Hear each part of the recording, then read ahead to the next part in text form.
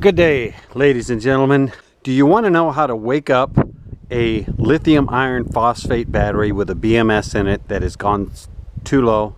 We're going to go through that today. A little background on the system is this is a 430 watt panel. It is bifacial, but it may be getting some from the white roof.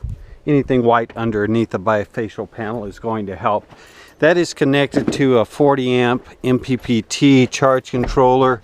This is a 12 volt system, and I want you to see that it's off.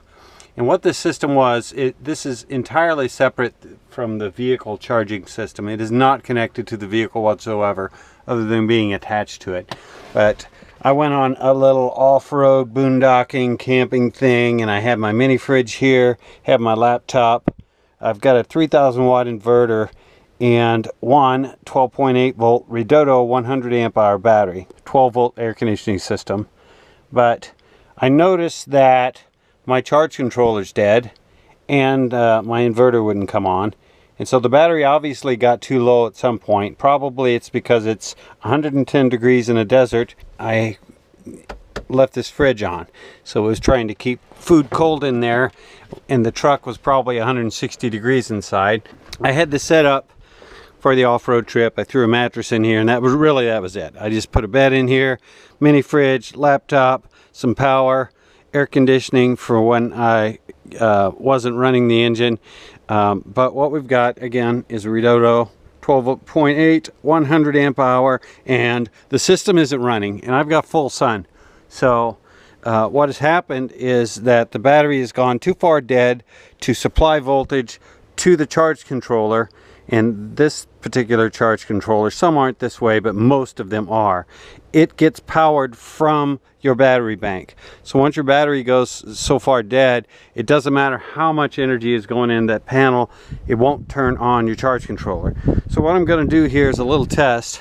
I've got this constant current, constant voltage power supply. And what I'm going to do, I've got it set right here. It's set at 3.2 volts. And 10 amps. So I'm just going to start raising up the voltage on this thing until I get the battery to kick on, and we're going to see exactly where it has to go in order to kick on. So you'll probably hear the charge controller unit come on. I think it beeps when it comes on, but we'll see. So let's just start bringing it up. And I'm going to say this thing is probably going to need about 11 volts to turn the BMS inside the battery on. If you don't know what a BMS is, a battery management system, your battery actually has 4 cells. 12 volt battery has 4 cells in it, and each cell, just like your AA's or your C batteries, those are technically cells, but everybody calls them batteries, right? But if you get technical, what is inside these batteries, a battery is a group of cells. So I'm not that technical, but you get on some of these places talking to some of these anal retentive people that look into the toilet for far too long before they finally flush, and they're like, oh, that's not a battery, that's a cell. But just so you know, there's a lot of weird people out there. All right, we're at 6 volts. Nothing's happening. Let's tell you what. I'm going to go in here.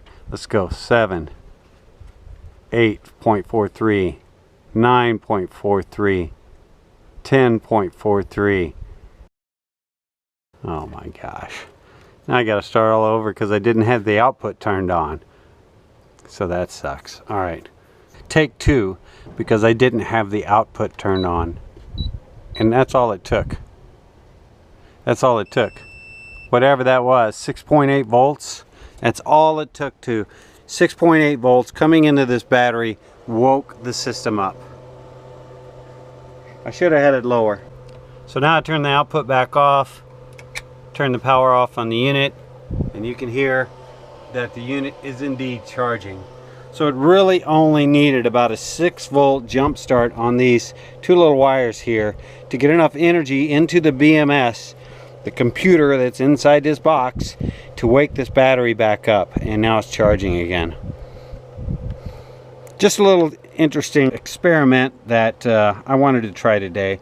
I have jump started big batteries with very small 12-volt batteries. The kind that are in like Power Wheels, you know, just a little 12-volt lead acid battery. It doesn't take very much energy at all to get these batteries kicked back off. Anyway, I'm going to get to cleaning, and thanks for watching.